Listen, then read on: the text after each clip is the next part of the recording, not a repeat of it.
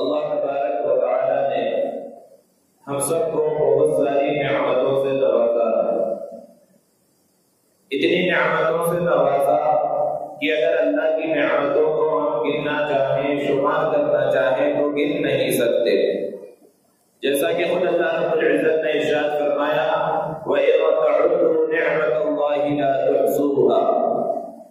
کہ اگر تم اللہ کی نعمتوں کو گننا چاہو تو ہرگز گن نہیں سکتے۔ جو نعمتیں اللہ پاک نے ہمیں عطا فرمائی ہیں، ان نعمتوں میں سے سب سے اہم نعمت اور دولت وہ ایمان کی نعمت ہے، ایمان کی دولت ہے۔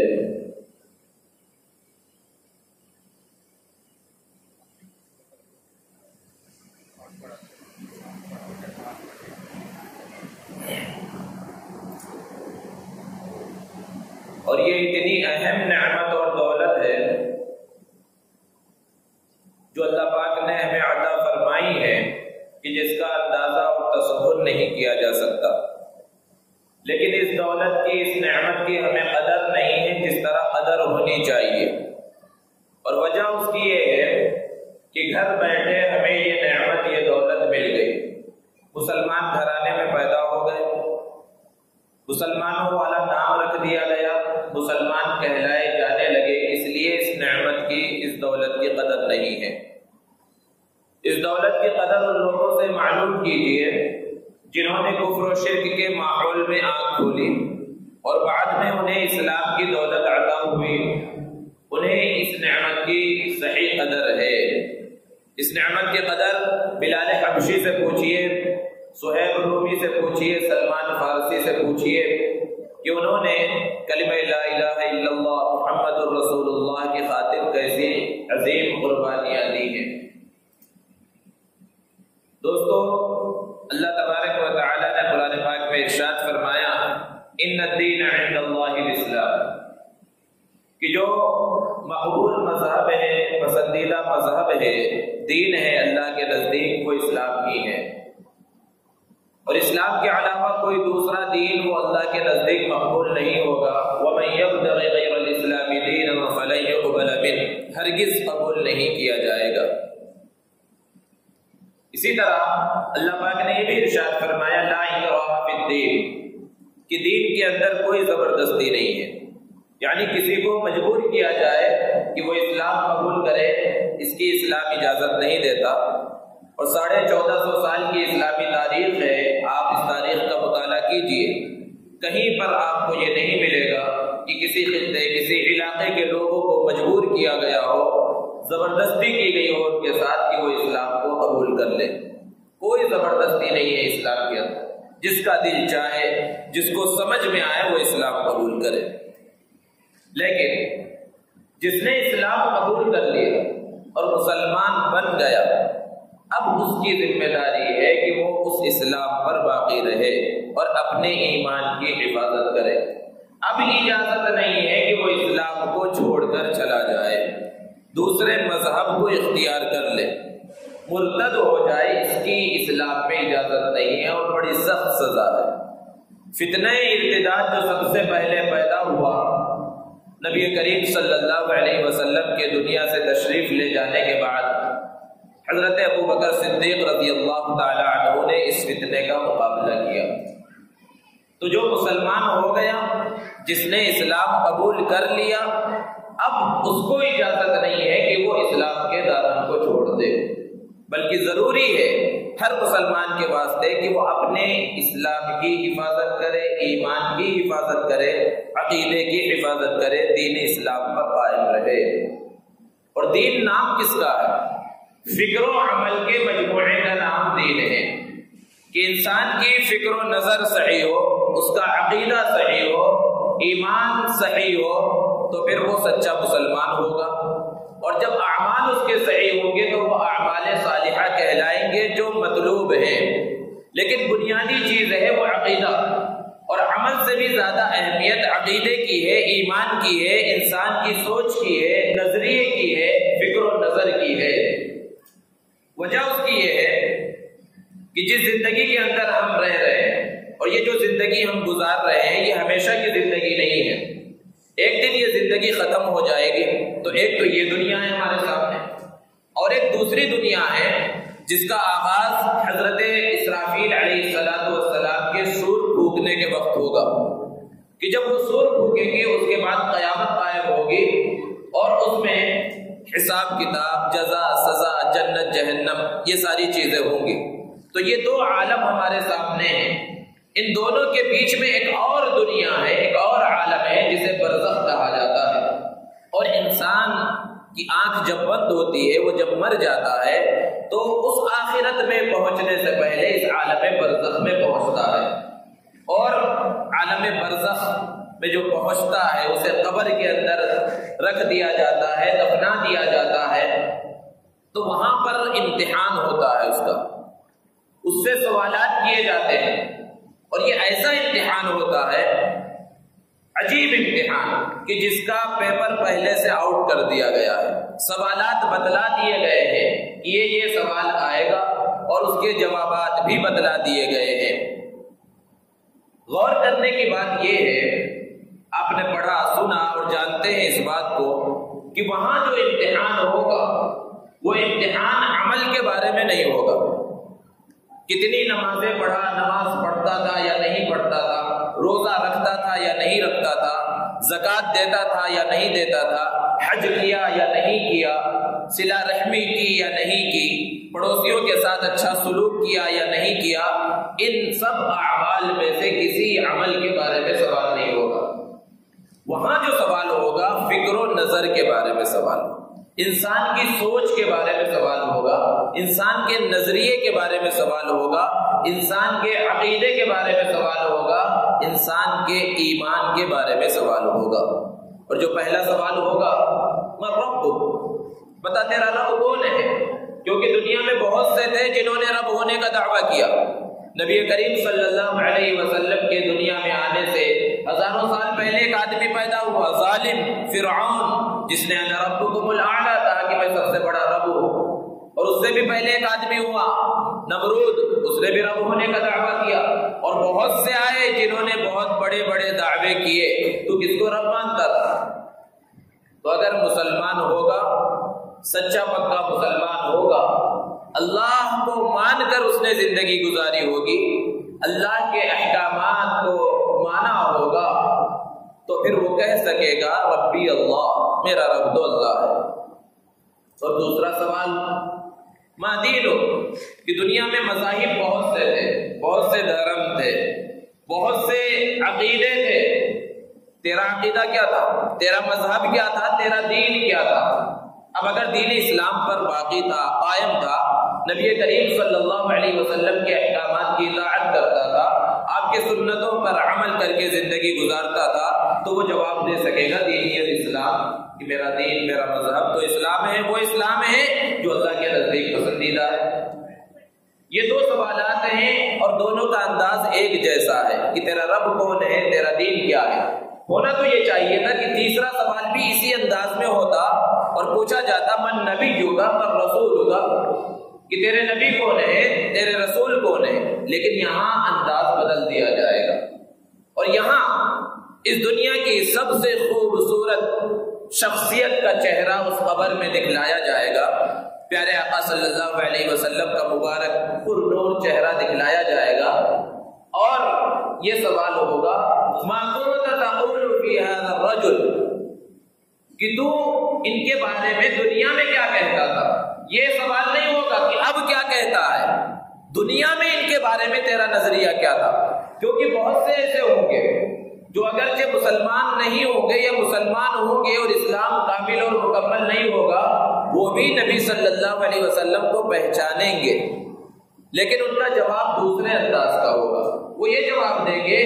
کہ دنیا میں لوگ کہتے تھے کہ یہ محمد صلی اللہ علیہ وسلم ہے. وہ یہ نہیں کہے گا کہ میں کہتا ہوں، حالانکہ پہچان رہا ہے اور کہہ بھی رہا ہے کہ یہ نبی ہیں، ایسا لوگ کہتے تھے،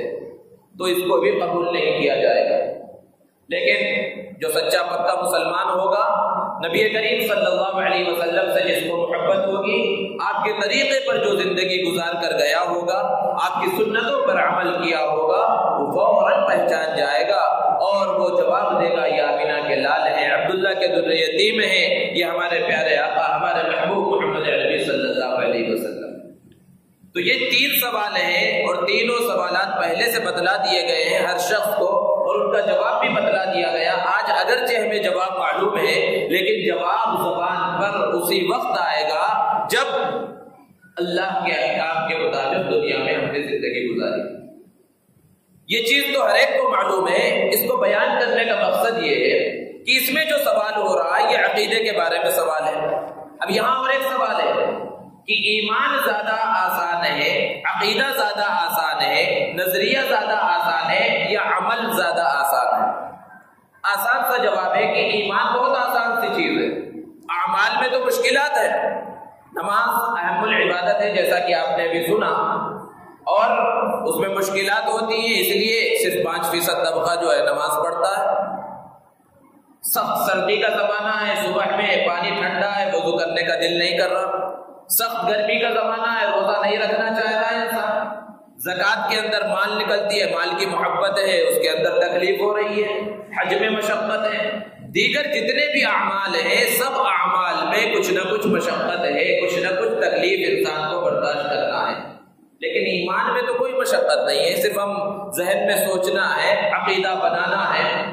اور جو عالم برزخ ہے، جو آخرت کی منزلوں میں سے سب سے پہلی منزل ہے، وہاں مشکل سوالات نہیں ہو رہے، مشکل چیزوں کے بارے میں نہیں پوچھا جا رہا، وہاں آسان سوال ہو رہا ہے۔ جیسے دنیا میں جب امتحان ہوتا ہے، وہ دینی مدارس کا امتحان ہو یا اسکولوں کالجوں کا امتحان ہو، یونیورسٹیوں کا امتحان ہو، تو سوالات جو آتے ہیں، پیپر جو آتا ہے، تو اس کے اندر عموماً 2 طرح کے سوالات ہوتے ہیں، کچھ آسان بھی ہوتے ہیں اور کچھ بہت زیادہ مشکل ہوتے ہیں۔ تو جو طالب علم ہوتا ہے، جو اسٹوڈنٹ ہوتا ہے، وہ پہلے آسان سوالات کو دیکھتا ہے اور آسان سوال کو حل کرنے کی کوشش کرتا ہے۔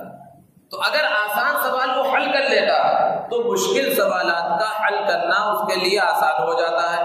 آسان سوالوں کو حل کرنے کی وجہ سے اس کے ذہن میں مشکل سوالات کے جوابات بھی آ جاتے ہیں۔ لیکن کوئی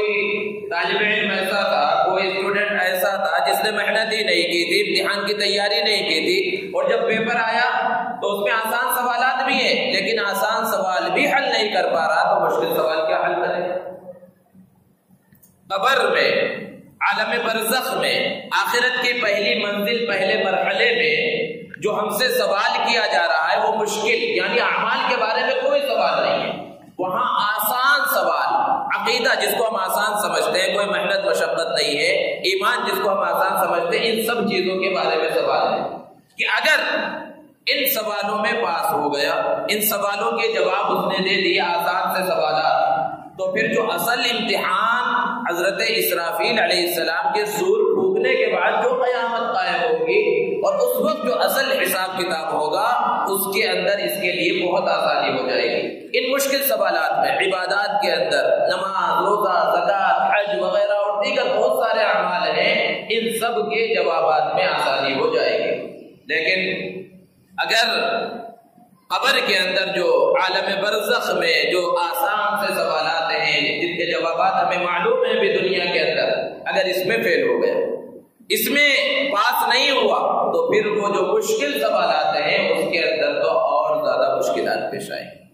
تو یہ قبر کا مرحلہ سب سے پہلا مرحلہ اور سب سے خطرناک اور سب سے کٹھن مرحلہ ہے۔ یہی وجہ ہے کہ حضرت عثمان غنی رضی اللہ تعالی عنہ کے سامنے جب کبھی قبر کا تذکرہ کیا جاتا تو داڑھیں مار مار کر رونے لگتے، بہت زیادہ رونے لگتے۔ لوگوں نے پوچھا کہ آپ کے سامنے دوسری چیزوں کا تذکرہ ہوتا ہے، جنت کا تذکرہ ہوتا ہے، جہنم کا تذکرہ ہوتا ہے، جزا سزا کا تذکرہ ہوتا ہے، لیکن آپ نہیں روتے۔ لیکن جب قبر کا تذکرہ کیا جاتا ہے آپ رونے لگتے ہیں، آپ پریشان ہو جاتے ہیں۔ حضرت عثمان غنی رضی اللہ تعالی عنہ نے ارشاد فرمایا کہ یہ قبر کا مرحلہ سب سے پہلا اور سب سے خطرناک اور سب سے کٹھن مرحلہ ہے۔ اگر یہاں سے انسان آگے بڑھ گیا تو اس کے لیے مراحل آسان ہو جائیں گے۔ بارہا آپ نے حدیث مبارکہ کو سنا ہوگا، تعلیم کے اندر پڑھا ہوگا، حضرت سعد ابن معاذ رضی اللہ تعالی عنہ کے واقعے کو کہ حضرت سعد ابن معاذ رضی اللہ تعالی عنہ جلیل القدر صحابی ہیں، انصار کے سردار ہیں، اللہ کے رسول صلی اللہ علیہ وسلم سے بہت زیادہ محبت کرنے والے، اور اللہ کے رسول صلی اللہ علیہ وسلم ان سے بہت زیادہ محبت کرنے والے۔ جب ان کا انتقال ہو گیا، اللہ کے رسول صلی اللہ علیہ وسلم ان کی جنازے کی نماز پڑھانے کے واسطے تشریف لائے، اور آپ صلی اللہ علیہ وسلم عام حالات میں جس طرح چلتے تھے اس طرح نہیں چل رہے، بلکہ اپنے پنجوں کے بل چل رہے ہیں، جیسے کہ زمین پر اگر کانچ کے ٹکڑے پڑے ہوئے ہوں تو کس طرح انسان بچ کر چلتا ہے، اس انداز میں اللہ کے رسول صلی اللہ علیہ وسلم چل رہے ہیں۔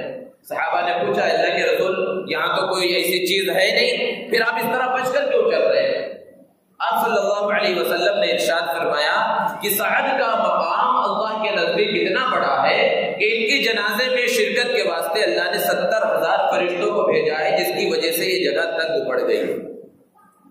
اور فرمایا پیارے آقا صلی اللہ علیہ وسلم نے کہ جب سعد ابن معاذ رضی اللہ تعالی عنہ کا انتقال ہوا، اہتز له عرش الرحمن، اللہ رب العزت کا عرش ان کی روح کے اوپر آنے کی خوشی میں ہل گیا۔ اتنا بڑا مقام ہے حضرت سعد رضی اللہ تعالی عنہ کا۔ اور پھر جب تدفین ہو رہی ہے، پیارے آقا صلی اللہ علیہ وسلم بذات خود بنفس نفیس وہاں شریک ہیں تدفین کے اندر، آپ اپنے مبارک ہاتھوں سے مٹی ڈال رہے ہیں، اور جب تدفین سے فارغ ہو گئے تو حضور اکرم صلی اللہ علیہ وسلم نے اپنے صحابہ سے کہا، سعد کے لیے دعا کرو کہ اللہ ان کے لیے قبر کے مرحلے کو آسان فرمائے۔ صحابہ کو بڑا تعجب ہوا، عرض کیا اللہ کے رسول صلی اللہ علیہ وسلم، جنازے کی نماز آپ نے پڑھائی اور آپ نے خود بیان فرمایا کہ ان کے جنازے میں شرکت کے واسطے 70,000 فرشتے اترے، ان کے روح کے آسمان پر جانے کی خوشی میں اللہ کا عرش ہلنے لگا، کیا ان کی مغفرت میں بھی کوئی شک ہے؟ کیا انہیں بھی قبر میں کوئی مشکل پیش آ سکتی ہے؟ اللہ کے رسول صلی اللہ علیہ وسلم نے ارشاد فرمایا کہ جب قبر میں کسی انسان کو ڈالا جاتا ہے، اسے پہنچایا جاتا ہے، تو پھر قبر یہ نہیں دیکھتی کہ یہ کس کا رشتہ دار ہے، کس سے تعلق رکھنے والا ہے، کس کا باپ ہے، کس کا بیٹا ہے، کس کا دوست ہے، کس کا ساتھی ہے، یہ کچھ نہیں دیکھتی۔ یہ تو قبر میں جو بھی پہنچتا ہے پہلے اسے اتنا زور سے بھینچتی ہے، دباتی ہے کہ ایک طرف کی پسلیاں دوسری طرف کی پسلیوں میں مل جاتی ہیں۔ لیکن جو نیک لوگ ہوتے ہیں انہیں اس کا کوئی احساس نہیں ہوتا، کوئی تکلیف نہیں ہوتی۔ تو غور کرنے کا مقام ہے، غور کرنے کی بات یہ ہے کہ اتنا بڑا مقام و مرتبہ ہے حضرت سعد ابن معاذ رضی اللہ تعالی عنہ کا، اور ان کے بارے میں اللہ کے رسول صلی اللہ علیہ وسلم یہ ارشاد فرما رہے ہیں کہ ان کے لیے دعا کرو، قبر کے مرحلہ ان کا آسانی کے ساتھ گزر جائے۔ تو ہمارا شما کا معاملہ کیا ہے؟ ہمارا اور آپ کا کیا حال ہوگا؟ تو یہ قبر کا جو مرحلہ ہے یہ بڑا نازک مرحلہ ہے، اور یہاں مرحلے سے جو گزرنا ہے صحیح ایمان، صحیح عقیدہ، صحیح سوچ، صحیح فکر کے ساتھ ہی انسان یہاں سے گزر سکتا ہے۔ اگر ایمان صحیح نہیں ہے، عقیدہ صحیح نہیں ہے، فکر و نظر صحیح نہیں ہے، سوچ صحیح نہیں ہے، انسان اس مرحلے سے آگے نہیں گزر سکتا۔ اور یہی اہم انسان کی سوچ، انسان کا نظریہ ہے، اسی کو خراب کرنے کے واسطے، اسی ایمان پر ڈاکہ ڈالنے کے واسطے نت نئے فتنے ہمیشہ سے وجود میں آتے رہے ہیں۔ ابتدا سے لے کر اب تک ہر زمانے میں نئے نئے فتنے پیدا ہوتے رہے، اور جتنے بھی فتنے پیدا ہوئے جو مسلمانوں کے خلاف پیدا ہوتے رہے، آپ غور کریں گے تو اکثر فتنوں کا تعلق ایسا ہوگا کہ وہ براہ راست حملہ آور ہوں گے انسان کے عقیدے پر، انسان کے ایمان پر۔ عام طور پر جو فتنے پیدا ہوئے وہ اعمال کی جانب توجہ نہیں کرتے۔ بعض لوگ ہیں، بعض فتنے ایسے بھی ہیں جو اعمال پر اثر انداز ہوتے ہیں، لیکن عموماً آپ نے نہیں دیکھا ہوگا کہ کوئی آدمی کھڑا ہوا ہو اور وہ آ کر کہے بھائی نماز 5 نہیں پڑھنی ہے، 2 پڑھنی ہے، روزہ 1 مہینے کا نہیں 2 مہینے کا رکھنا ہے، زکوٰۃ سال میں 1 بار نہیں 2 بار دینی ہے، حج نہیں کرنا ہے یا کرنا ہے تو ہمیشہ کرنا ہے۔ اس انداز کی بات عموماً آپ نے نہیں دیکھی ہوگی۔ اعمال کے اوپر زیادہ لوگوں کی اور باطن طاقتوں کی توجہ نہیں ہوتی۔ جو توجہ ہوتی ہے انسان کو خراب کرنے کی، عقیدے کو خراب کرنے پر توجہ ہوتی ہے، کیونکہ اگر عقیدہ بگڑ گیا، ایمان پر کاری زر لت لگ گئی تو اس کا سیدھا اثر اعمال پر پڑے گا، اعمال خود بخود خراب ہوں گے۔ تو اس لیے اعمال پر محنت نہیں کی جاتی۔ باطل طاقتیں جو محنت کرتی ہیں وہ اعمال پر نہیں کرتے کہ انسان کے اعمال خراب ہو، وہ محنت کرتی ہیں عموماً انسان کے عقیدے پر، انسان کے نظریے پر، انسان کے ایمان پر، انسان کی سوچ پر، کہ جب اس میں خرابی آ جائے گی اعمال تو خود بخود خراب ہو جائیں گے۔ تو یہ جو نظریات ہیں ہمارے اور ہمارے جو عقائد ہیں ان کی ایک لمبی فہرست ہے۔ ان میں سے ایک بنیادی عقیدہ ہے ختم نبوت کا عقیدہ، جس کو اللہ پاک نے قرآن مجید میں بیان فرمایا، ما كان محمد ابا احد من رجالكم ولكن رسول اللہ وخاتم النبیین، کہ محمد صلی اللہ علیہ وسلم تم میں سے کسی مرد کے باپ نہیں ہیں، اور آپ صلی اللہ علیہ وسلم نبوت کے سلسلے کو ختم فرمانے والے ہیں۔ یہ بنیادی عقیدہ، یہ عقیدہ رکھنا ہر مسلمان کے لیے ضروری ہے کہ اللہ کے رسول صلی اللہ علیہ وسلم آخری پیغمبر ہے، آخری نبی ہے، آخری رسول ہے، آپ کے بعد کوئی نبی آنے والا نہیں ہے۔ اگر کسی کا یہ عقیدہ ہے کہ اللہ کے رسول صلی اللہ علیہ وسلم کے بعد بھی کوئی نبی ہو سکتا ہے، کوئی رسول ہو سکتا ہے، تو پھر وہ مرتد ہے، وہ دائرہ اسلام سے خارج ہے۔ ابتدا سے لے کر اب تک بہت سے لوگوں نے نبوت کا دعویٰ کیا، اور اس سلسلے کا آغاز حضور صلی اللہ علیہ وسلم کے زمانے میں ہی ہو گیا۔ مسلمہ کذاب نے نبوت کا دعویٰ کیا، اور وہ سلسلہ چلتے چلتے اس سے پہلی جو صدی گزری ہے وہاں تک پہنچا، اور مرزا غلام احمد قادیانی تک پہنچا، اس نے نبوت کا دعویٰ کیا۔ وہ تو ایک دعویٰ ہے، اس نے بے شمار دعوے کیے۔ اور اس زمانے کے اندر حال یہ کہ کوئی بھی آدمی کھڑا ہو جائے، چاہے جیسا دعویٰ کر دے کہ میں عیسیٰ ہوں، میں مہدی ہوں، میں نبی ہوں، کچھ نہ کچھ چیلے ضرور مل جاتے ہیں۔ لیکن مرزا غلام احمد قادیانی کی جو دعوت تھی، اس کا جو مشن تھا، وہ بڑا منظم تھا، اور 100 سال تقریباً ہو چکے ہیں، اس کے باوجود یہ ان کا مشن ابھی تک چل رہا ہے۔ اور ہم سمجھتے ہیں کہ قادیانیت کوئی چیز ہی نہیں ہے، یہ کوئی فتنہ ہی نہیں ہے، اس کا کوئی حقیقت سے تعلق ہی نہیں، یا ہے تو اپنے علاقے تک ہے، قادیان تک ہے، ایسا نہیں۔ بلکہ معلوم ہونا چاہیے مسلمانوں کو کہ دیہات کے علاقے تو متاثر ہیں ہی ہیں، شہروں کے بھی بہت سے علاقے اس فتنے سے متاثر ہیں، کہ انسان نبی کریم صلی اللہ علیہ وسلم کو نبی مانتے ہوئے مرزا غلام احمد قادیانی جیسے مردود شخص کو بھی نبی مان لیتا ہے، اور جب اسے نبی مان لے تو پھر وہ اسلام کے دائرے سے خارج ہو گیا۔ تو یہ بہت بڑا فتنہ ہے، اور یہ ارتداد کا ایک بہت بڑا ایک ہتھیار ہے مسلمانوں کو مرتد کرنے کا۔ اب اس کے طریقے مختلف ہیں، گاؤں دیہات کے اندر پیسے خرچ کیے جاتے ہیں، سیدھے سادے لوگ ہیں، انہیں دین اسلام کی بارے میں زیادہ خبر نہیں ہے، اسلامی تعلیمات نہیں ہیں، تو وہ پیسے کے بہکاوے میں آ جاتے ہیں، دوسری چیزوں کے بہکاوے میں آ جاتے ہیں، اور ان کا مذہب قبول کر لیتے ہیں، اور اپنے ایمان سے ہاتھ دھو بیٹھتے ہیں۔ تو یہ ایک فتنہ ہے، فتنہ ارتداد میں سے۔ اور دوسرا جس کو آپ نے بارہا سنا، جو ہمارے حیدرآباد میں بھی کافی مشہور ہوا اور ابھی بھی چل رہا ہے، یہ شکیل بن حنیف کا فتنہ، کہ اس نے مہدی ہونے کا دعویٰ کیا، اور بعد میں چل کر اس نے عیسیٰ ہونے کا بھی دعویٰ کیا، اور بہت سے پڑھے لکھے نوجوان، اچھے خاصے دیندار لوگ اس سے متاثر ہو گئے۔ حضرت مہدی علیہ رضوان کے دنیا میں تشریف لانے کے بارے میں نبی کریم صلی اللہ علیہ وسلم نے بہت تفصیل کے ساتھ احادیث مبارکہ میں بیان فرمایا ہے، اور یہ عقائد میں سے ہے۔ اللہ کے رسول صلی اللہ علیہ وسلم نے احادیث مبارکہ میں بیان فرمایا، 3 لفظ ہے، ظہور مہدی، کہ حضرت مہدی علیہ رضوان پہلے سے موجود نہیں ہے، وہ پیدا ہوں گے، ان کا ظہور ہوگا، اور دوسرا لفظ ہے خروج دجال، دجال پیدا ہو چکا ہے، وہ اللہ کے رسول صلی اللہ علیہ وسلم کے زمانے میں بھی موجود تھا، قید ہے، اس کا خروج ہوگا آخر زمانے میں۔ اور تیسری چیز ہے نزول عیسیٰ، حضرت عیسیٰ علیہ السلام باحیات تھے، دنیا میں اسی جسم کے ساتھ اللہ رب العزت نے انہیں آسمان پر اٹھا لیا، اور قرب قیامت جب حضرت مہدی کا زمانہ ہوگا اور دجال بھی نکل چکا ہوگا، وہ فتنہ پھیلا رہا ہوگا، اپنے رب ہونے کا دعویٰ کر رہا ہوگا، لوگ اسے رب مان رہے ہوں گے، اس وقت حضرت عیسیٰ علیہ السلام دمشق کی جامع مسجد کے میناروں پر نزول فرمائیں گے، حضرت مہدی علیہ رضوان ان کا استقبال کریں گے، اور پھر لمبا تفصیلی واقعہ ہے۔ خلاصہ کلام یہ ہے کہ حضرت عیسیٰ علیہ السلام دجال کو قتل کر دیں گے۔ ان واقعات کو پیارے آقا صلی اللہ علیہ وسلم نے بہت تفصیل کے ساتھ احادیث مبارکہ میں بیان فرمایا، اور اس بات کو بھی بیان فرمایا نبی کریم صلی اللہ علیہ وسلم نے کہ کوئی نبی ایسا نہیں گزرا جس نے اپنی امت کو دجال کے فتنے سے ڈرایا نہ ہو۔ دجال کا فتنہ یہ بہت بڑا خطرناک فتنہ ہوگا۔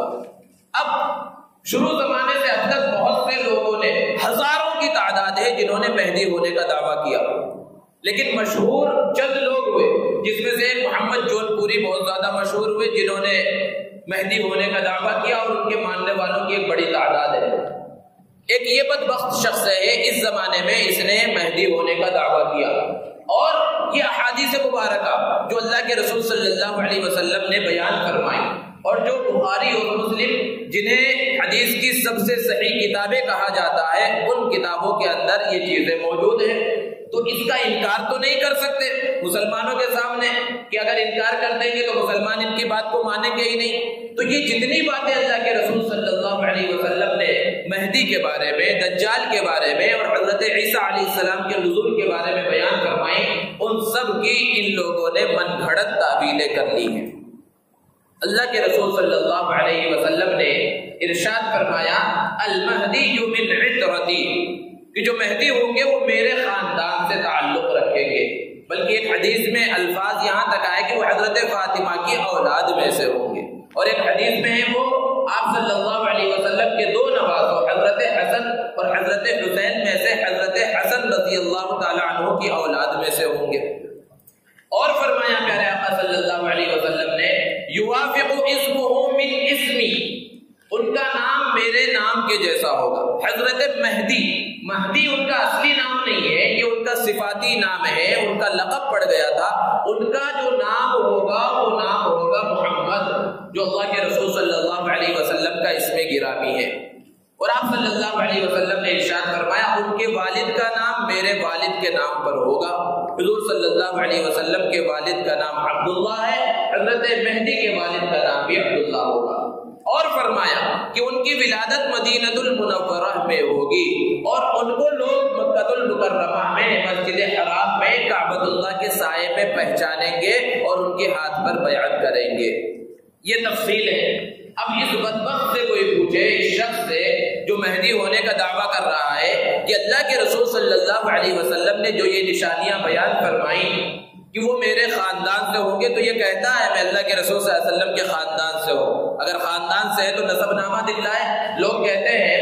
کہ بھائی لوگوں کا نسب محفوظ نہیں رہا، یہ بہت بڑی غلط فہمی۔ عرب آج بھی اپنے نسب نامے کو محفوظ رکھتے ہیں، اور کئی کئی سلسلے تک، اور ہندوستان میں بھی بہت سے خاندان ایسے ہیں جنہوں نے اپنا نسب محفوظ رکھا ہے، جو فاروقی کہلاتے ہیں، صدیقی کہلاتے ہیں، یا سید ہیں، ان کا نسب بعض لوگوں کا محفوظ ہے۔ تو یہ کوئی بہانہ نہیں ہے کہ ہمارا نسب نامہ محفوظ نہیں رہا، اور صرف یہ کہہ لینے سے کہ ہم سید ہیں، کوئی سید نہیں بن جاتا۔ اور دوسری چیز نام کے بارے میں کہ اللہ کے رسول صلی اللہ علیہ وسلم نے جو نام کہا ہے کہ نام تو محمد ہوگا اور تیرا نام تو شکیل ہے، یہ ساری تفصیل کوئی من گھڑت قصہ اور کہانیوں میں سے نہیں ہے۔ ان کی جو آفیشیل ویب سائٹ ہے اس پر جا کر آپ دیکھ سکتے ہیں کہ ان احادیث کی کس طرح انہوں نے توضیح کی ہے اور تشریح کی ہے، بلکہ تعویل کی ہے، اور من گھڑت انداز میں تعویلیں کی ہے۔ لیکن جس کو اللہ رب العزت نے تھوڑی سی بھی عقل دے رکھی ہے وہ اچھی طرح سے سمجھ جائے گا کہ یہ فراڈیا ہے، یہ جھوٹا شخص ہے، یہ کبھی بھی سچا نہیں ہو سکتا۔ اس کا یہ کہنا ہے نام کے بارے میں کہ میرا نام محمد شکیل ہے، میرے نام کے اندر محمد آ رہا ہے۔ تو اس طرح دیکھا جائے تو عموماً سارے مسلمان اپنے نام کے ساتھ محمد لگاتے ہیں، لیکن وہ ان کا اصلی نام نہیں ہوتا، وہ برکتاً لگاتے ہیں، اللہ کے رسول صلی اللہ علیہ وسلم کی جانب نسبت جوڑنے کے واسطے، برکت کے واسطے لگاتے ہیں۔ ان کا اصلی نام تو وہ ہوتا ہے جو ان کے والدین نے رکھا، تو نام اس کا اس کے والدین نے شکیل رکھا ہے۔ محمد تو ویسے ہی لگا ہوا ہے، تو وہ چیز اس پر فٹ نہیں ہوتی۔ اور جب اس سے کہا جاتا ہے کہ اچھا اللہ کے رسول صلی اللہ علیہ وسلم نے ارشاد فرمایا کہ مہدی کے والد کا نام عبداللہ ہوگا اور تیرے والد کا نام تو حنیف ہے، تو اس کی تعبیر دیکھیے کیسے عقلی گھوڑے دوڑائے جا رہے ہیں کہ عقل مند آدمی سر پیٹ لے اپنا۔ اس کے بارے میں ان کا یہ کہنا ان کے جو کارندے اور جو ان کے برگے ہیں اور جو چیلے ہیں جو ادھر ادھر نظر آتے ہیں اور جو لوگوں کے سامنے جب اپنی بات رکھتے ہیں تو وہ جب اس طرح کے سوالات کرتے ہیں کہ بھئی حدیث میں تو یہ ہے کہ مہدی کا نام محمد ہوگا، ان کے والد کا نام عبداللہ ہوگا، اور تمہارا جو مہدی ہے اس کا نام تو شکیل ہے، باپ کا نام حنیف ہے، تو یہ جو جوابات دیتے ہیں وہی جوابات آپ کو سنا۔ تو ان کا یہ جواب ہے، ان کی کتابوں کے اندر لکھا ہوا ہے، ان کی ویب سائٹ پر موجود ہے کہ یہاں پر اللہ کے رسول صلی اللہ علیہ وسلم نے جو بات بیان فرمائی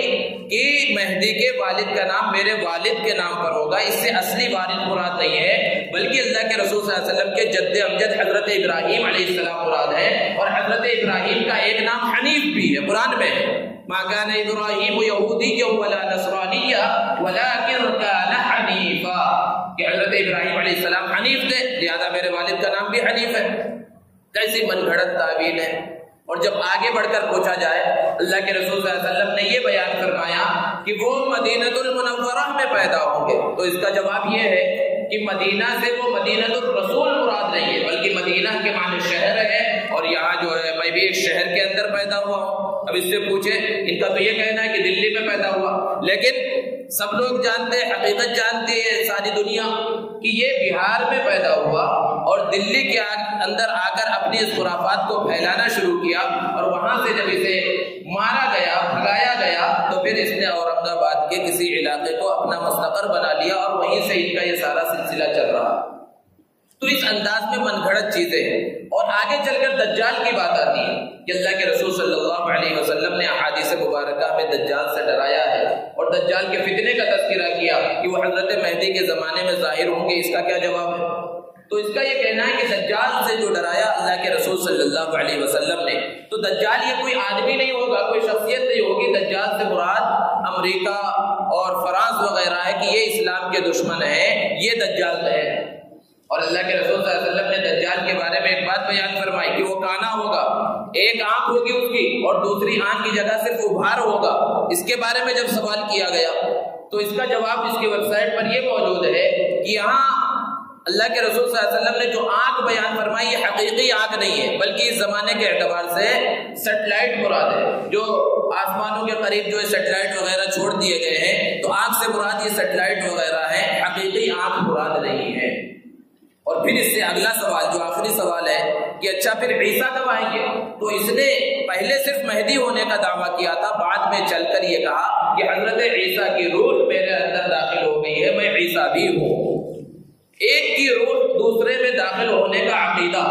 یہ ہمارے برادران وطن کا عقیدہ ہے، جس کو آواگون کہا جاتا ہے۔ مسلمانوں کا عقیدہ ہے ہی نہیں، اور اگر کوئی مسلمان یہ عقیدہ رکھتا ہے تو وہ ایمان سے ہاتھ دھو بیٹھتا ہے۔ اسلام میں اس کی کوئی حقیقت ہی نہیں ہے اسلامی اعتبار سے کہ کسی کی روح کسی کے اندر داخل ہو جاتی ہے، لیکن اس بدبخت کا یہ عقیدہ ہے کہ حضرت میں پہلے مہدی تھا اور بعد میں حضرت عیسیٰ علیہ السلام کی روح میرے اندر داخل ہو گئی۔ تو اس کا پورا عقیدہ یہ ہوا کہ میں مہدی ہوں، میں عیسیٰ ہوں، دجال بھی ظاہر ہو چکا، سب کچھ ہو چکا، اب نجات صرف مجھ پر ایمان لانے سے ہوگی، اس کے علاوہ نجات نہیں ہے۔ یہ کتنا بڑا فتنہ ہے، اور اچھے خاصے پڑھے لکھے لوگ عموماً قادیانیت سے جو متاثر ہوتے ہیں وہ غیر پڑھا لکھا طبقہ ہوتا ہے، کم پڑھا لکھا طبقہ جو زیادہ دنیاوی تعلیم کو، دینی تعلیم کو نہیں جانتا، وہ متاثر ہوتا ہے۔ لیکن شکیلیت سے جو متاثر ہو رہے ہیں وہ دین اور دنیا کے اعتبار سے اچھے خاصے پڑھے لکھے لوگ اس سے متاثر ہو رہے ہیں۔ اور اس علاقے روڈا مستری نگر وغیرہ کی بات ہے، یہاں کے بہت سے نوجوان جو گچی باؤلی اور ہائی ٹیک سٹی وغیرہ کی بڑی کمپنیوں میں کام کرتے ہیں، ان سے بھی ان لوگوں کا سامنا ہوا اور علماء سے سوال پوچھے، اس انداز میں سوال کرے کہ مولانا سننے میں آیا ہے حضرت عیسیٰ علیہ السلام تشریف لا چکے ہیں، حضرت مہدی تشریف لا چکے ہیں۔ اب ان سے جب تفصیل معلوم کی گئی تو یہی ساری باتیں ہیں کہ بہت سے دیندار نوجوان ہیں جو ہماری کمپنی میں ہمارے ساتھ کام کرتے ہیں، ہمارے ساتھ کالج میں یونیورسٹیوں کے اندر پڑھتے ہیں، وہ نماز کے پابند ہیں، داڑھی رکھتے ہیں، ٹوپی پہنتے ہیں، کرتا پیجامہ پہنتے ہیں، اور ہم سے انہوں نے یہ کہا ہے کہ بھئی عیسیٰ علیہ السلام آ چکے ہیں، مہدی آ چکے ہیں، آپ اگر ان سے ملنا چاہتے ہیں تو ملا بھی سکتے ہیں۔ اور دجال کے بارے میں ان کا یہ کہنا ہے کہ دجال کوئی آدمی نہیں ہوگا، یہ امریکہ، روس اور فرانس وغیرہ ہے۔ تو ان کی محنت اتنا زیادہ بڑھی ہوئی ہے کہ اچھے خاصے پڑھے لکھے طبقے کے اندر ان کی محنت ہو رہی ہے۔ اور یہ اتنے پختہ ہو جاتے ہیں اپنے عقیدے پر کہ آپ نے دیکھا ہوگا جب حیدرآباد میں انہیں پکڑا گیا تھا بعض علاقوں کے اندر اور باندھ دیا گیا، مارا جا رہا ہے، لیکن شرمندگی کے ذرہ برابر آثار ان کے چہرے پر نہیں ہے۔ اپنے عقیدے پر اتنے مضبوط ہو گئے اور سوچ رہے ہیں کہ جان دے دیں گے لیکن اپنے اس عقیدے کو نہیں چھوڑیں گے۔ تو یہ ایک ایسا فتنہ ہے جو تیزی کے ساتھ پھیل رہا ہے۔ بظاہر موجودہ زمانے میں یہ محسوس نہیں ہو رہا اور شکیل بن حنیف کے بارے میں لوگ بات نہیں کر رہے، لیکن اندرونی طور پر ان کی یہ محنت کا سلسلہ ابھی بھی چل رہا ہے۔ اس سے خود بچنے کی ضرورت ہے، اپنی اولاد کو بچانے کی ضرورت ہے، اپنے ماتحتوں کو بچانے کی ضرورت ہے، اور اس سے بچنے کی جو صورت ہوگی وہ صورت یہ ہے کہ بچپن سے ہی بچوں کے دل و دماغ کے اندر اسلامی عقائد کو بٹھایا جائے۔ اللہ کے بارے میں کیا عقیدہ ہونا چاہیے، نبی صلی اللہ علیہ وسلم کے بارے میں کیا عقیدہ ہونا چاہیے، جنت جہنم کے بارے میں کیا عقیدہ ہونا چاہیے، علامات قیامت کے بارے میں کیا عقیدہ ہونا چاہیے، یہ سارے عقائد بچوں کو بتلائے جائیں۔ اگر بچپن میں جب ان کا ذہن صاف ہوتا ہے، سلیٹ کی طرح ہوتا ہے، اگر انہیں بتلا دیا گیا اور یہ عقائد ان کے دل و دماغ میں بٹھا دیے گئے تو یہ جب بڑے ہوں گے کسی بھی فیلڈ میں چلے جائیں، کسی بھی میدان کے اندر چلے جائیں، چاہے جیسے حالات ہوں، چاہے جیسے مشکل سوالات جن سے اسلام کے بارے میں، اسلام کے اوپر اعتراضات کیے جائیں، تو یہ اسلام کا دفاع کر سکیں گے، یہ اچھے انداز میں جواب دے سکیں گے۔ اور اگر ان کی اسلامی تعلیم صحیح انداز میں نہیں ہوئی، بچپن میں انہوں نے مکتب اور مدرسے کا منہ نہیں دیکھا اور بچپن میں انہوں نے اسلامی عقائد کو نہیں سیکھا، تو جیسا تھوڑا سا بھی انہیں بہکایا جائے گا اور سمجھایا جائے گا، یہ فوراً اپنی پٹری بدل لیں گے، کیونکہ گھر میں ان کے اوپر محنت نہیں ہوئی، ان کو بتلایا ہی نہیں گیا دین کیا ہے، اسلام کیا ہے، ایمان کیا ہے، عقیدہ کیا ہے۔ تو ضرورت اس بات کی ہے کہ بچوں کی صحیح انداز میں تربیت کی جائے۔ جب بات چل رہی ہے حضرت مہدی کے ظہور کی اور حضرت عیسیٰ علیہ السلام کے نزول کی، تو ایک اور فتنے کی بات یہاں پر کرنا مناسب ہے جس کو فتنہ الحاد کہا جاتا ہے، بے دینی کا فتنہ، یا اس کو نئے زمانے میں لبرلزم جس کو کہا جا سکتا ہے، کہ اچھے خاصے مسلمان ہیں جو دانشور کہلاتے ہیں اور بڑے بڑے ڈاکٹر ہیں اور بڑا نام ہے ان کا اس ملک کے اندر بھی، پڑوسی ملک کے اندر بھی اور دیگر ممالک کے اندر بھی، اور بظاہر لوگ انہیں اسلامی اسکالر سمجھتے ہیں، لیکن وہ بہت تیزی کے ساتھ اور پوری تندہی کے ساتھ الحاد کو، بے دینی کو پھیلانے کے اندر لگے ہوئے ہیں، اور بے دینی اس انداز میں پھیلا رہے ہیں کہ وہ مشہور احادیث مبارکہ جو اللہ کے رسول صلی اللہ علیہ وسلم نے بیان فرمائی، جو بخاری اور مسلم جیسی کتابوں کے اندر موجود ہیں، ان کا صراحت کے ساتھ انکار کی، اس کا حقیقت سے کوئی تعلق نہیں ہے۔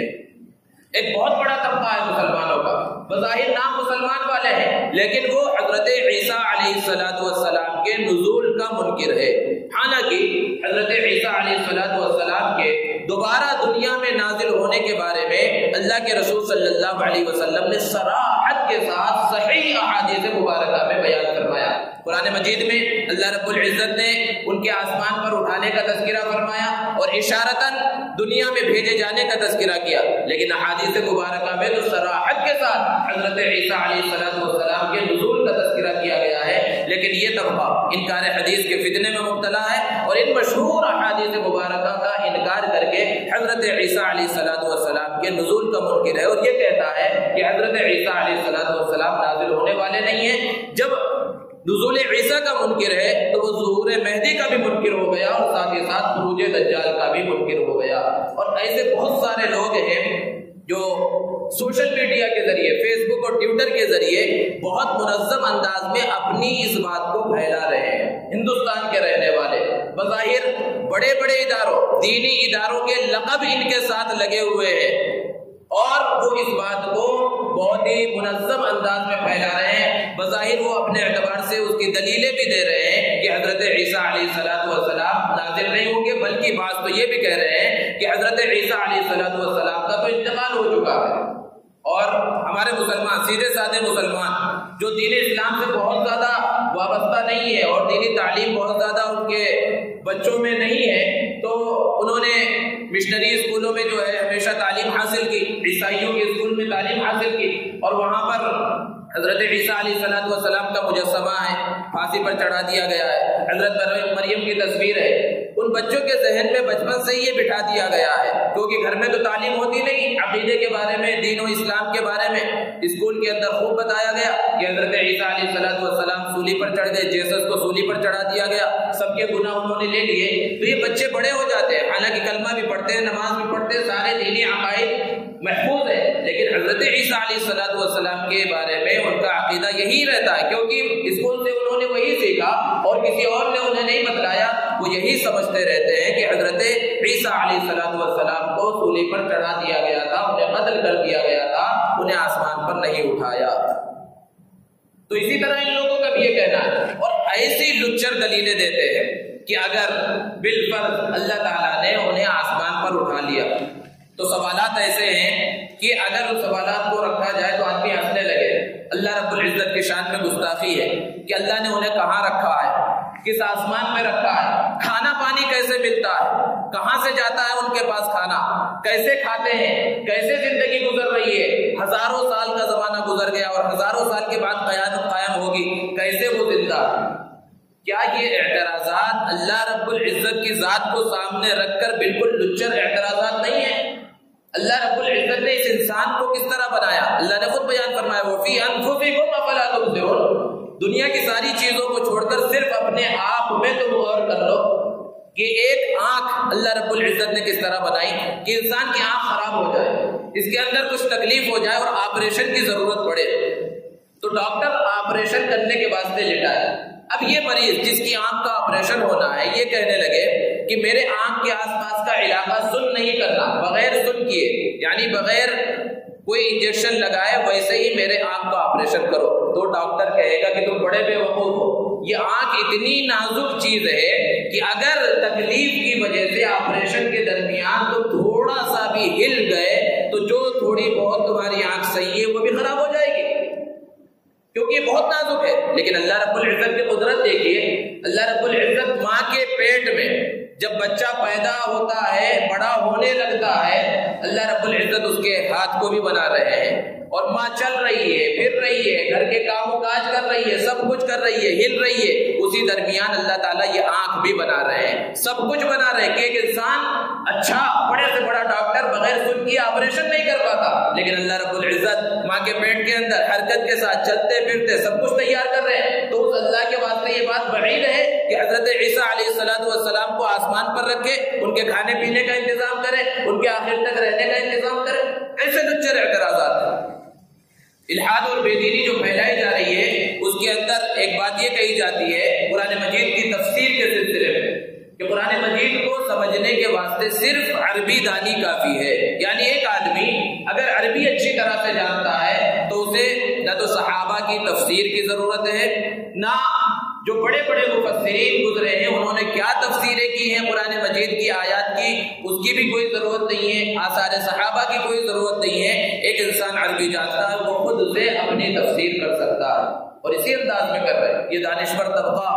جو الحاد پھیلا رہا ہے، بے دینی پھیلا رہا ہے اور لبرلزم کو پھیلانے کے اندر جو لگا ہوا ہے، یہ قرآن کی اسی انداز میں تشریح کر رہا ہے کہ نہ اللہ کے رسول صلی اللہ علیہ وسلم کی احادیث مبارکہ کو دیکھ رہا ہے کہ اس آیت کے بارے میں اللہ کے رسول صلی اللہ علیہ وسلم نے کیا فرمایا، صحابہ نے کس انداز میں اس آیت کریمہ کی تشریح کی ہے اور کبار مفسرین نے کس انداز میں اس آیت کریمہ کی تشریح کی ہے، ان سب چیزوں کو نہیں دیکھ رہا۔ اب اس انداز میں غور کرنے کی ضرورت ہے کہ پھر ایک آدمی جب قرآن کی تفسیر کرے گا اپنی سوچ سے، اپنی سمجھ سے، تو پھر وہ کس طرح قرآن مجید کی تفسیر کرے گا اور کہاں پہنچے گا۔ اور اسی انداز میں قرآن کریم کی تفسیر کرنے کا نتیجہ ہے کہ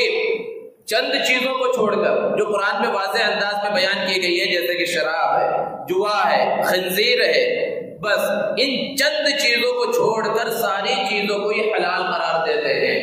یہ جو طبقہ ہے کہ قرآن میں جانوروں کے گوشت کے اندر صرف خنزیر کا تذکرہ آیا تو خنزیر کا گوشت تو جو حرام ہے لیکن اس کے علاوہ کسی جانور کا گوشت حرام نہیں، اور بعض تو اس سے بھی آگے بڑھ گئے، انہوں نے دلیلیں دی کہ خنزیر کا گوشت وہ اس انداز میں حرام تھا جب وہ گندگی کھاتا تھا، آج اس کی فارموں میں کیا ہے اس کی پرورش ہونے لگی، اس کا کھانا بھی جو ہے حلال ہو گیا۔ یہ کون لوگ کہہ رہے ہیں؟ غیر مسلم کہیں اپنے اپنے آپ کو جو مسلمان کہتے ہیں، اسلامی نام ہے ان کا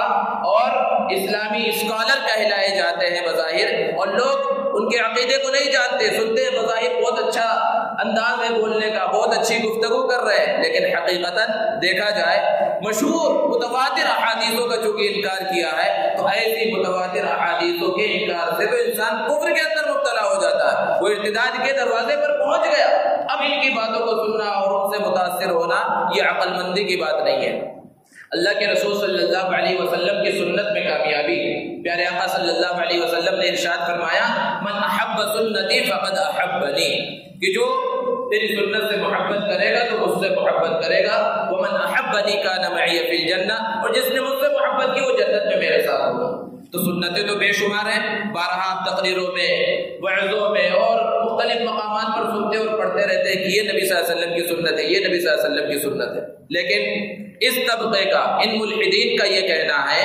کہ اللہ کے رسول صلی اللہ علیہ وسلم کی سنت سے مراد آپ صلی اللہ علیہ وسلم کے عادات اور اطوار نہیں ہے،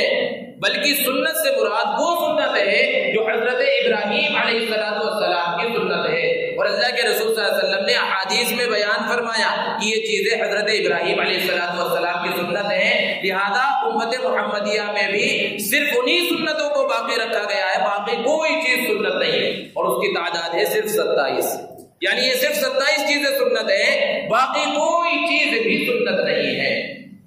کتنی آسانی کر دی، ہر چیز کو ختم کر دیا۔ قرآن کی تفسیر میں صرف اپنے عقل کی اور عربی کی ضرورت ہے، اور سنت کے بارے میں یہ کہہ دیا گیا کہ یہ صرف وہ سنتیں ہوں گی جو حضرت ابراہیم کے مذہب میں سنت تھی، جس کو فطرت اور خصال فطرت کے الفاظ احادیث میں آئے ہیں، صرف انہی کو سنت گردانا گیا، انہی کو سنت کہا جاتا ہے ان کے نزدیک، باقی کوئی چیز سنت نہیں ہے۔ تو سنت پر عمل کی ضرورت نہیں ہے، چاہے جس انداز میں انسان زندگی گزارے، وہ ان کے اعتبار سے سچا پکا مسلمان کہلایا جاتا ہے۔ اسی طرح مشہور اور متواتر حدیث میں اللہ کے رسول صلی اللہ علیہ وسلم نے حد، زنا کی حد رجم، کہ اگر شادی شدہ آدمی زنا کرے تو اس کی جو سزا ہوگی وہ ہے رجم، کہ اسے پتھر مار مار کر ہلاک کر دیا جائے گا، یہ سزا ہے۔ اور غیر شادی شدہ کی جو سزا ہے اس کو اللہ نے قرآن مجید میں بیان کیا گیا، تو انہوں نے اس رجم کا ہی انکار کر دیا ہے، حالانکہ متواتر حدیث ہے اور اس کا بھی انکار کر دیا۔ یہ تو چند مثالیں، اس طرح کی بہت ساری مثالیں ہیں۔ یہ لبرل طبقہ اس کو پھیلانے کے اندر مشہور ہے اور لگا ہوا ہے، اور چھوٹی چھوٹی جو عبادتیں اعتکاف کے بارے میں اور اسی طرح روزے کے بارے میں اور دوسری چیزوں کے بارے میں، تراویح کا منکر ہے کہ تراویح کوئی نمازی نہیں ہے، صاف انداز میں کہا جا رہا ہے کہ تراویح کوئی نمازی نہیں، جب سنت کوئی چیز ہے ہی نہیں ان کے نزدیک، صرف وہ 27 چیزیں سنت ہے، تو ظاہر سی بات ہے یہ ساری چیزیں نکل جائیں گی۔ تو اس سے بھی بچنے کی ضرورت ہے، اور یہ تو بڑے منظم انداز میں چل رہے ہیں، اور ہمارے نوجوان ایسے خاص طور پر اعلیٰ تعلیم یافتہ، عصری تعلیم یافتہ نوجوان ہیں، وہ اس سے بہت متاثر ہوتے ہیں، کیونکہ ان کا بولنے کا انداز وہ ہوتا ہے جو ان کا انداز ہے، ان کے رہن سہن کا انداز وہ ہوتا ہے جو ان کا انداز ہے، تو ان کی بات کو بہت جلدی قبول کر لیتے ہیں، بظاہر وہ قرآن مجید کی آیات بھی پڑھتے ہیں، حوالہ دیتے ہیں، تو یہ سمجھتے ہیں ہمیشہ وہ اس انداز میں ہے کہ یہ مولوی ملا اسلام کو جو ہے انہوں نے مشکل بنا دیا، اور یہ کر دیا وہ کر دیا، اور آدمی بھی آسانی کی تلاش میں رہتا ہے، اور آسانی کی تلاش کرتے کرتے وہ کفر اور شرک کے دلدل تک پہنچ جاتا ہے، اپنے ایمان سے ہاتھ دھو بیٹھتا ہے۔ تو یہ فتنے ہیں جو ہمارے معاشرے کے اندر رائج ہے، اس کے علاوہ اور بہت سارے فتنے ہیں، اور فتنے ارتداد میں آپ نے بارہا سنا ہوگا کہ کس طرح نوجوان لڑکیاں شادی کی خاطر اسلام کے دامن کو چھوڑ کر چلی جا رہی ہیں، اور یہ فتنہ تو کئی سالوں سے چل رہا ہے مستقل۔ تو اس کی تو دو شکلیں، ایک تو جو ہم نے بارہا سنا اور پڑھا کہ منظم سازش چل رہی ہے فرقہ پرست طاقتوں کی جانب سے، اور باقاعدہ نوجوانوں کو فنڈ جاری کیے گئے ہیں، غیر مسلم نوجوانوں کو، کہ تمہارا کام ہی یہی ہے کہ مسلمان لڑکیوں کو اپنے عشق کے جال کے اندر پھنساؤ اور انہیں اتنا مجبور کر دو کہ وہ اپنے معاشرے میں مسلمانوں کے درمیان آنکھ اٹھانے کے لائق نہ رہیں۔ تو کچھ تو یہ ہے جو منظم انداز میں لڑکیوں کو اس انداز میں پھنسا رہے ہیں، بربلا رہے ہیں، اور پھر ان سے شادی بھی کر رہے ہیں دکھلاوے کی، اور 5-6 مہینے کے بعد وہ اسے چھوڑ دیتے۔ اب اس لڑکی کا حال کیا ہوتا ہے، نہ خدا ہی ملا نہ وصال صنم، نہ ادھر کے رہے نہ ادھر کے رہے، کہ اب اپنے معاشرے میں مسلمانوں میں بھی واپس نہیں آ سکتی، اور اس نے بھی اسے دھتکار دیا، چھوڑ دیا، آخری جو نتیجہ ہوتا ہے وہ خودکشی ہے۔ اور بے شمار واقعات آپ نے اخبارات کے ذریعے سنے اور پڑھے ہوں گے کہ کس طرح بہت خوشی کے ساتھ غیر مسلم کے ساتھ بھاگ گئی، غیر مسلم کے ساتھ شادی کر لی، لیکن انجام پھر کتنا برا ہوا۔ تو یہ تو منظم سازش کے تحت چل رہی ہے اور باقاعدہ اس کے ثبوت موجود ہیں، لوگوں نے ثبوت دیے ہیں کہ اس طرح بہت سی تنظیموں نے پیسے جاری کیے اور ایسے نوجوانوں کو پیسے دیے جا رہے ہیں، ان کی کفالت کی جا رہی ہے، ان کی دیکھ بھال کی جا رہی ہے، ان کی حوصلہ افزائی کی جا رہی ہے، ان کو نوکریاں دی جا رہی ہے، ان کو عہدے دیے جا رہے ہیں، جو اس انداز میں مسلمان نوجوان لڑکیوں کو پھنسا کر عشق میں ورغلا کر ان سے شادی کر کے ان کی زندگی خراب کر رہے ہیں۔ تو ایک تو یہ صورت ہے، اور دوسری صورت کی سازش کے بغیر بہت ساری نوجوان لڑکیاں وہ حقیقی عشق جسے کہتے ہیں ان کی زبان میں، اس عشق میں غیر مسلموں سے پڑ جاتی ہے اور عشق کے چنگل میں پھنس کر ان سے شادی کر کے اپنی زندگی کو اور اسلام کے دامن کو چھوڑ دیتی ہے، اپنی زندگی برباد کر لیتی ہے۔ یہ بھی بہت بڑے انداز میں یہ سلسلہ بھی چل رہا ہے۔ کسی بھی پولیس اسٹیشن کے اندر آپ چلے جائیں تو وہاں ایک فہرست آپ کو ان لڑکیوں کی بھی ملے گی جنہوں نے درخواستیں دے رکھی ہیں کسی غیر مسلم کے ساتھ شادی کرنے کی۔ جب پولیس اسٹیشن میں یہ درخواست دی جاتی ہے کورٹ میرج کی، تو فوراً پولیس والے شادی کا انتظام نہیں کرتے، بلکہ قانونی اعتبار سے 1 مہینے کا انہیں ٹائم دیا جاتا ہے جب دونوں کا مذہب الگ ہو، تاکہ ان کے والدین کے درمیان ہو سکتا ہے کوئی صلح ہو جائے، بات چیت ہو جائے اور بعد میں کوئی پریشانی نہ ہو، پولیس کو پریشانی کا سامنا نہ کرنا پڑے۔ اس واسطے 1 مہینے کا ٹائم ملتا، اور اس 1 مہینے کے درمیان ان کی تصویریں، لڑکے کی تصویر اس کے نام کے ساتھ، لڑکی کی تصویر وغیرہ پولیس اسٹیشن میں موجود ہوتی ہے۔ کسی بھی پولیس اسٹیشن میں چلے جائیے، ہر پولیس اسٹیشن میں کچھ نہ کچھ ایسی درخواستیں آپ کو مل جائیں گی ہر مہینے کے اعتبار سے کہ فلاں مسلم لڑکی نے فلاں غیر مسلم لڑکے کے ساتھ کورٹ میرج کے واسطے درخواست دے رکھی ہے۔ ہمیں پتہ ہی نہیں چلتا، اکا دکا واقعات ہوتے ہیں جو لوگوں کے درمیان آ جاتے ہیں، لوگوں کو پتہ چلتا ہے اور اس کے اوپر تبصرے ہوتے ہیں۔ بے شمار ایسے واقعات روزانہ کی تعداد میں ہوتے ہیں اور مسلمان لڑکیاں غیر مسلموں کے ساتھ چلے جاتی ہیں، اپنے ایمان سے، اپنے عقیدے سے ہاتھ دھو بیٹھتی ہیں، اسلام کے دامن کو چھوڑ دیتی ہیں۔ ان سب کی وجوہات کیا ہے؟ بنیادی وجہ یہ ہے کہ گھر کے اندر انہیں دینی ماحول نہیں ملا۔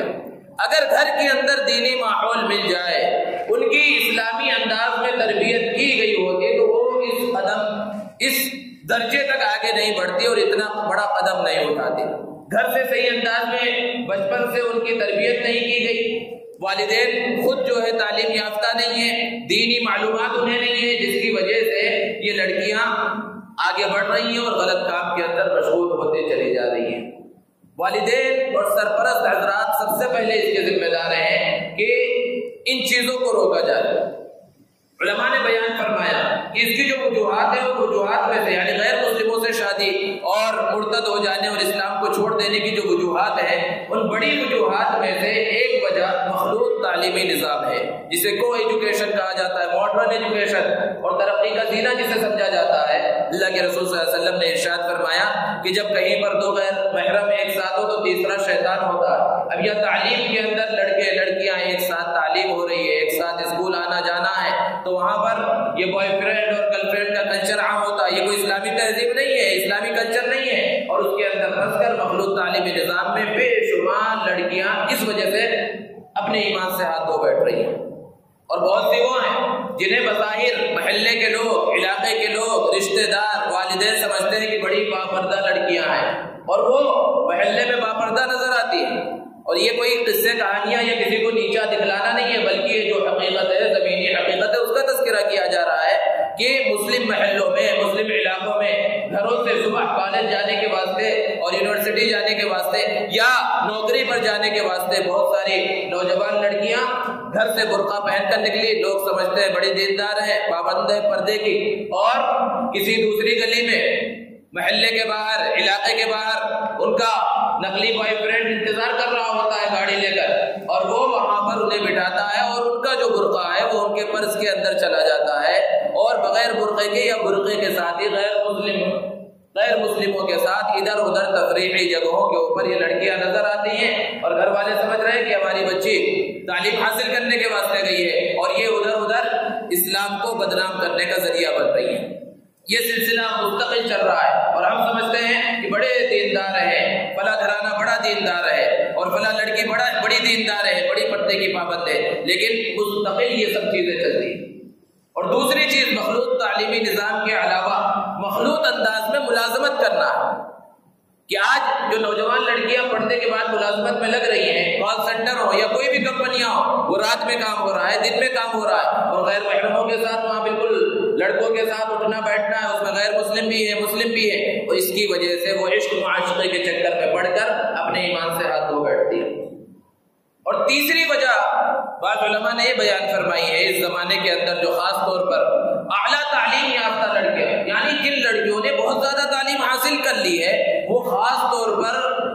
ان کے واقعات زیادہ سننے میں آتے ہیں کہ انہوں نے غیر مسلم سے شادی کر لی۔ اس کی ایک وجہ یہ بیان کی گئی کہ مسلمان لڑکوں کے اندر، مسلمان نوجوان لڑکوں میں تعلیم کی کمی، اور یہ حقیقت ہے کہ لڑکیاں تعلیم کے میدان میں ہمیشہ لڑکوں سے آگے ہیں۔ امتحانات ہوتے ہیں، نتیجہ آتا ہے، پرسنٹیج نکلتا ہے، لڑکیاں اس میں آگے ہیں اور لڑکے پیچھے ہیں، وہ اعلیٰ تعلیم حاصل نہیں کر رہے۔ مسلمان نوجوان لڑکے اعلیٰ تعلیم حاصل نہیں کر رہے، اور مسلم لڑکی نے جب اعلیٰ تعلیم حاصل کر لی ہے تو ظاہر سی بات ہے اپنے رشتے کے واسطے وہ اسی برابر کا لڑکا ڈھونڈے گی کہ ہمارے برابر تعلیم یافتہ ہو یا ہم سے زیادہ تعلیم یافتہ ہو۔ اور مسلمان معاشرے کے اندر اب ایسے لڑکے نظر نہیں آ رہے، کیونکہ وہ تو آوارہ گردی میں لگے ہوئے، وہ گالیاں دینے میں لگے ہوئے، وہ چبوتروں پر ٹائم پاس کرنے میں لگے ہوئے، وہ روڈ پر جو ہے یوں ہی بائک کے اسٹنٹ لگانے میں لگے ہوئے۔ ان کا کام تو یہ ہے، تعلیم حاصل کرنا ہے نہیں، تو وہ لڑکیوں سے کافی پیچھے ہیں۔ اب لڑکیوں کو رشتے کی ضرورت ہے، مسلمانوں میں نظر نہیں آ رہے، تو اس کی وجہ سے وہ غیر مسلموں کے ساتھ جانے پر رضامند ہو رہی ہے، کیونکہ ان کو اپنا اسٹیٹس چاہیے کہ ہمارا نام بڑا ہو، اپنے سے کم تعلیم یافتہ کے ساتھ میں کیسے شادی کر لوں۔ انہیں ایمان سے محبت نہیں، ان کے دل میں ایمان کی قدر نہیں، وہ ایمان کو چھوڑ دے رہی ہیں، مرتد ہو جا رہی ہیں، چلی جا رہی ہیں۔ اور ایک چوتھی وجہ جو علماء نے بیان فرمائی، وہ اس زمانے میں ہمارے مالداروں کا شادیوں، اپنے بچوں اور بچیوں کی شادیاں بہت ہی بڑے انداز میں کرنا ہے، بہت بڑی بڑی شادیاں، کہ مالداروں کی جب شادیاں ہو رہی ہیں ان کے بچوں اور بچیوں کی، اور اس میں راجاؤں مہاراجوں کی جیسے پہلے شادیاں ہوتی تھی اس کو بھی پیچھے کیا جا رہا ہے، لاکھوں اور کروڑوں اس کے اندر جب خرچ کیا جا رہا ہے، تو متوسط طبقہ اور اس کے بعد جو غریب طبقہ ہے، ان کے بچے بچیوں کی شادی کا جب موقع آتا ہے تو یہ پریشان ہو جاتے ہیں، کیونکہ اب ہر کوئی چاہتا ہے کہ ہم نے وہ دعوت کھائی تھی، اس دعوت کے اندر شریک ہوئے تھے، تمہاری بچی کی شادی ویسی ہونی چاہیے، اگر ہمارے بچے کے ساتھ تمہاری بچی کی شادی ہونی ہے تو فلاں فنکشن ہال چاہیے، اس طرح کا کھانا چاہیے، ایسی بریانی چاہیے، اتنی ڈشیں چاہیے، اتنا جہیز چاہیے۔ اب جب اس انداز میں بات ہوتی ہے اور مسلمان لڑکیاں بن بیاہی گھروں کے اندر بیٹھی رہتی ہیں، شادی کی عمر ان کی نکلتی رہتی ہے، آگے بڑھتی رہتی ہے، اب اس کی وجہ سے بہت سے ایسی بھی ہوتی ہے کہ ان میں سے وہ غیر مسلموں کے ساتھ جانا آسان سمجھتی ہیں کہ کم سے کم شادی تو ہو جائے، کیونکہ یہاں تو شادی کا کوئی مسئلہ ہی نظر نہیں آ رہا، یہاں بڑے بڑے بھکاری موجود ہیں جو داماد کی شکل کے اندر ہے، بڑے بڑے بھکاری ہیں جو کٹورا لے کر جو ہے پہنچتے ہیں، بڑی بڑی لسٹ دیتے ہیں، ماڈرن بھکاری ہے، نیا انداز ہے صرف۔ ایک تو یہ بیچارے بھکاری ہوتے ہیں جو مسجدوں کے باہر اور روڈ پر مانگتے ہیں، یہ ضرورت مند ہو سکتے ہیں، انہیں کچھ دے دینا چاہیے، لیکن یہ ماڈرن بھکاری ہے، لسٹ بھیجتے ہیں کہ یہ چاہیے، اس کمپنی کا چاہیے، اس کمپنی کا چاہیے، تو ایسے بھکاریوں کی وجہ سے بھی ارتداد کی وبا پھیل رہی ہے۔ اگر معاشرے سے ایسے بھکاری کم ہو جائیں اور نوجوان تہیہ کر لیں کہ ہم ایسی بھیک نہیں مانگیں گے اور ان سب خرافات میں، جہیز کی خرافات میں مبتلا نہیں ہوں گے، تو شادیاں جب آسان ہوں گی تو یہ زنا کاری مشکل ہو جائے گی، اور غیر مسلموں کے ساتھ جانے کا جو ایک سلسلہ چل پڑا ہے یہ سلسلہ بھی تھم جائے گا، یہ سلسلہ بھی رک جائے گا، اور یہ ہر ایک کی ذمہ داری ہے۔ اور اگر اس سلسلے کو نہیں روکا گیا اور اس کے بارے میں غور و فکر نہیں کیا گیا اور ہر انسان یہ سوچتا رہا کہ میں اپنا ذمہ دار ہوں، میں تو 5 وقت نماز پڑھتا ہوں، میں روزہ بھی رکھتا ہوں، میں زکوٰۃ بھی دیتا ہوں، میں نے حج بھی کر لیا ہے، میں نے عمرے کر لیے ہیں، اب میں دیندار ہوں، اپنی صرف فکر کر رہا ہے، تو یہ صرف اپنی فکر کر لینا کافی نہیں ہے، یہ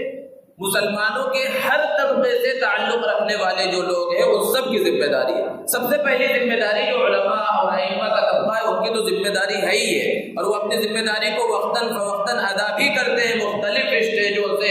بتاتے بھی ہیں، سمجھاتے بھی ہیں ساری چیزیں۔ تاجروں کا جو طبقہ ہے، ملازمت پیشہ حضرات کا جو طبقہ ہے، ڈاکٹروں کا طبقہ ہے، وکلاء کا طبقہ ہے، ہر طبقے کی ذمہ داری ہے کہ کہیں پر بھی اس طرح کی چیزیں نظر آئیں جو ارتداد تک پہنچانے والی ہے، اسلام پر ادغل لگ سکتی ہے، اسلام پر آنچ آ سکتی ہے، ایسی کوئی چیز دیکھے تو اس کے اندر اس انتظار میں نہ رہے کہ فلاں آئے گا وہ دیکھ لے گا، فلاں تنظیم اس کو سنبھال لے گی، بلکہ ہر مسلمان کی اپنی ذمہ داری ہے۔ اور اس کو اللہ رب العزت نے قرآن مجید کے اندر بیان فرمایا یا ایھا الذین آمنوا قوا انفسکم واہلیکم نارا، کہ اے ایمان والو اپنے آپ کو اور اپنے گھر والوں کو جہنم کے عذاب سے بچاؤ۔ کہیں صرف یہ نہیں فرمایا کہ اپنے آپ کو بچا لو، اسی طرح اللہ کے رسول صلی اللہ علیہ وسلم نے ارشاد فرمایا کلکم راع وکلکم مسئول عن رعیتہ، کہ تم میں سے ہر شخص ذمہ دار ہے اور ہر شخص سے اس کے ماتحتوں کے بارے میں سوال کیا جائے گا۔ ماتحت ضروری نہیں ہے کہ صرف بیوی بچے ہوں، اولاد ہوں۔ اگر ایک انسان بڑا تاجر ہے، بڑا کاروباری ہے، اس کے ماتحت جتنے لوگ کام کر رہے ہیں وہ سب اس کے ماتحت ہی کہلائیں گے۔ جس طرح دنیا کی ساری چیزوں کے اندر غور و فکر کرتا ہے اور ان کے اچھے برے کی تمیز دیکھتا ہے، دین کے بارے میں کیوں نہیں کرتا؟ بلکہ مسلمان تاجروں کا تو حال یہ ہے، لوگوں نے اس طرح سنایا کہ مسلمان تاجر مسلمان نوکر رکھنا ہی نہیں چاہتے، کیونکہ اگر مسلمان نوکروں کو رکھیں گے تو اس سے ان کو نماز کے واسطے چھوڑنا پڑے گا، رمضان رہے گا تو انہیں تھوڑی سی سہولت دینی پڑے گی کہ روزہ رکھے گا، تو اس لیے ان کو نوکری ہی نہیں دیتے۔ بعض ہر جگہ پر نہیں ہوگا ایسا، لیکن ایسا بھی سننے میں آیا ہے، اور بہت سے جگہوں پر یہ بھی سننے میں آیا کہ کوئی تجارت کرنے والے کے پاس جو ملازم تھا وہ نمازی تھا اور وقت پر جماعت کے ساتھ نماز پڑھنے کے واسطے مسجد جاتا تھا، تو اس کو ملازمت سے ہی نکال دیا گیا کہ اس سے کاروبار کا نقصان ہو رہا ہے۔ کہاں ایک طرف اللہ کے رسول صلی اللہ علیہ وسلم کا فرمان ہے کہ کلکم راع، ہر شخص ذمہ دار ہے اور ہر شخص سے اس کے ماتحتوں کے بارے میں سوال ہوگا، اور یہاں انسان چاہتا ہی نہیں ہے کہ اس کے جو ماتحت ہے وہ نمازی کم سے کم بن جائے، دین کے داعی بن جائے، دین کے سپاہی بن جائے۔ اپنی فکر نہیں، اپنے ماتحتوں کی فکر نہیں، اپنی اولاد کی فکر نہیں، جس کی وجہ سے یہ آج معاشرے کے اندر جو برائیاں اور جو خرابیاں ہر طرف نظر آ رہی ہیں، یہ صرف اس کی وجہ سے۔ اگر انسان کوشش کر لے اور فکر کر لے، اور یہ جو اجتماعات منعقد ہوتے ہیں بنیادی مقصد یہی ہوتا ہے کہ معاشرے کی اصلاح ہو جائے، اور معاشرے کی اصلاح کے واسطے ہی اسی نیت سے ہم بیٹھتے ہیں یہاں۔ تو معاشرہ کسے کہا جاتا ہے؟ کسی چڑیا کا، کسی جانور کا تو نام نہیں ہے، افراد سے مل کر معاشرہ بنتا ہے۔ ہم یہاں پر بیٹھے ہوئے یہی ہمارا معاشرہ ہے۔ اب ہر انسان یہ فکر کر لے، یہ کوشش کر لے کہ میں اپنی ذات کے اعتبار سے سدھر جاؤں گا، میرے اندر اتنی طاقت نہیں ہے کہ میں پورے محلے کو سدھار دوں، لیکن اپنے 5-6 فٹ جسم کے اندر تو اسلام کو نافذ کر سکتا ہوں، اپنے 100-200 گز کے گھر کے اندر تو میں اسلام کو نافذ کر سکتا ہوں۔ اپنے گھر سے شروعات کرے، ہر شخص جب یہ شروعات کرے گا معاشرے کی اصلاح کی، تو پھر معاشرے کی اصلاح ہوگی۔ اور اگر صرف بولتا ہی رہے گا کہ بھئی معاشرے میں اصلاح ہونی چاہیے، محلے میں یہ خرابی ہو گئی، معاشرے میں یہ خرابی ہو گئی، تو صرف بولا ہی جاتا رہے گا، اس کا اثر کچھ بھی ظاہر نہیں ہوگا۔ اس لیے ضرورت اس بات کی ہے کہ ہم اپنی ذمہ داری کا احساس کریں، اور بطور مسلمان اللہ رب العزت نے جو یہ اسلام کی دولت سے نوازا ہے، اس کو معمولی نہ سمجھے، بہت بڑی دولت ہے۔ اس اسلام کی قدر کریں اور ایمان کی حفاظت کی فکر کریں، کوشش کریں، اپنے عقیدے کی حفاظت کی فکر اور کوشش کریں، اور کہیں پر بھی ایسے کچھ کام نظر آ رہے ہو جس سے انسان کے، مسلمانوں کے عقیدے پر ضرب پڑتی ہے، ان کے ایمان پر ڈاکہ نظر آ رہا ہو، تو وہاں پر مستعد ہو جائے، چوکنے ہو جائے اور بچاؤ کی کوشش کرے، ختم کرنے کی کوشش کرے۔ اللہ رب العزت سے دعا ہے اللہ تبارک و تعالی ہمیں دین کی صحیح طرح سے سمجھ اور فہم عطا فرمائے، اور احکام شریعت کو سمجھ کر اس پر عمل کرنے کی توفیق عطا فرمائے۔ وآخر دعوانا الحمدللہ۔